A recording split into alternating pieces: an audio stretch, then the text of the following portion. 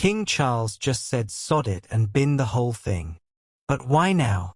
What's really going on behind those palace walls?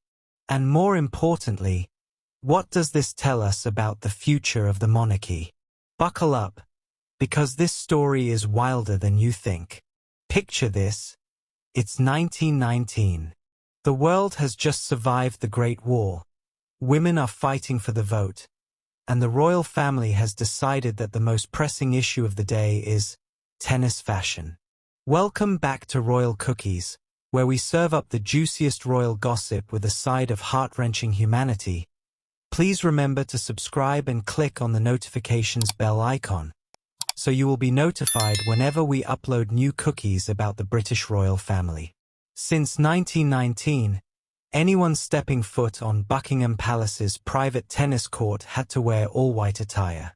Not cream, not off-white, not mostly white with a cheeky stripe. We're talking hospital corridor, polar-bear-in-a-snowstorm white. Now, you might be thinking, that's just normal tennis etiquette, isn't it? Oh, sweet summer child. Let me explain how this was different. The court is located in the palace's 40-acre garden, making it more exclusive than a VIP section at a Michelin-starred restaurant. We're talking about a tennis court that's seen more crowned heads than centre court at Wimbledon. For over a century, this rule was as unbreakable as the Queen's poker face during a particularly awkward state dinner. Guests, staff, even visiting dignitaries, everyone had to don the tennis whites like they were preparing for some sort of royal sporting ritual. It was like Wimbledon's dress code, but with more tiaras and significantly higher stakes. But here's where it gets interesting, and by interesting, I mean absolutely mental. This wasn't just about looking smart for a quick game of tennis. This was about maintaining standards, preserving tradition, and keeping up appearances even when you're just trying to have a casual knockabout behind the palace walls. Right, here's where things get properly juicy. This decision is part of a major shakeup aimed at modernizing the monarchy. Charles isn't just changing tennis rules for a laugh. He's systematically dismantling centuries of stuffy protocol faster than you can say God save the king. Think about it.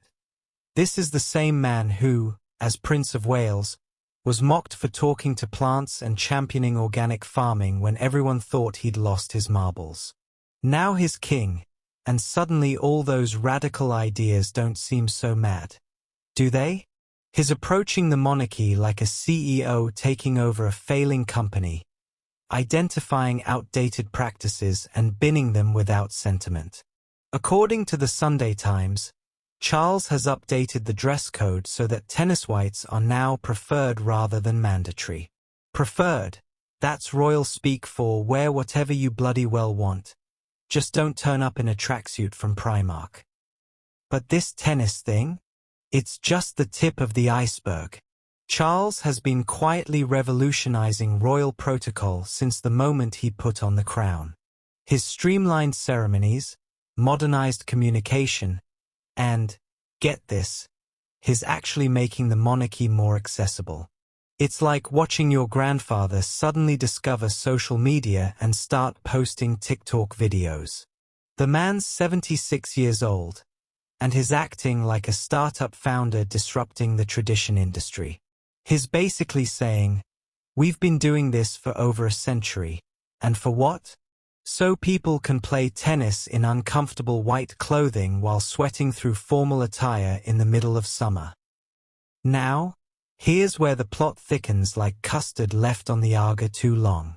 King Charles has decided to decommission the royal train by 2027 as part of cost-cutting measures to help fund Buckingham Palace's £369 million renovation programme. Let that sink in for a moment. £369 million. That's not a typo. That's more money than most countries spend on their entire annual budget. And Charles is so committed to this renovation that he's willing to sacrifice the royal train, something that's been ferrying royals around Britain for decades. So we've got a king who's relaxing dress codes while simultaneously spending enough money to buy a small island. It's like watching someone declutter their wardrobe while simultaneously buying a mansion. The tennis whites are gone, but the palace is getting a makeover that costs more than the GDP of several small nations. This isn't just about making the monarchy more modern, it's about making it more efficient. Charles is essentially saying, we don't need to maintain Victorian-era protocols if we're going to be a 21st century institution. He's picking his battles, and apparently, mandatory tennis whites didn't make the cut. The royal train decision is particularly telling. For decades, this train has been the ultimate symbol of royal luxury, a mobile palace that allowed the monarch to travel in comfort and style. But Charles looked at the balance sheet and said, you know what? We can take a regular train like everyone else. It's pragmatic, it's modern, and it's absolutely revolutionary coming from an institution that once had servants whose only job was to walk backwards while carrying candles. But here's what's really fascinating. This isn't just about one king making random changes. This is about the monarchy adapting to survive. And Charles is leading the charge in ways that would have been unthinkable just a few years ago. Right, let's get serious for a moment. And by serious, I mean properly dissect what's happening here. Charles isn't just randomly scrapping traditions because he's bored. He's implementing a carefully calculated strategy to ensure the monarchy remains relevant in the 21st century. Think about it. We're living in an era where people question everything, where transparency is demanded, and where outdated institutions are being challenged daily. The monarchy has two choices: evolve or become irrelevant. Charles has chosen evolution, and he's doing it at warp speed. The tennis dress code might seem trivial, but it's symbolic of something much bigger. It represents the monarchy's willingness to examine every single tradition and ask, does this serve a purpose, or is it just ceremony for ceremony's sake? This is a king who understands that respect isn't automatically granted anymore. It has to be earned. If you're obsessed with royal strategy and environmental impact like I am, make sure you're subscribed to Royal Cookies because we're serving up the most sustainable royal content on YouTube. And remember, in a world full of fast fashion and royal scandals, sometimes the most revolutionary thing you can do is wear your values on your sleeve, preferably in a gorgeous shade of green. Sophie's proving that environmental activism isn't just about what you do, it's about who you become.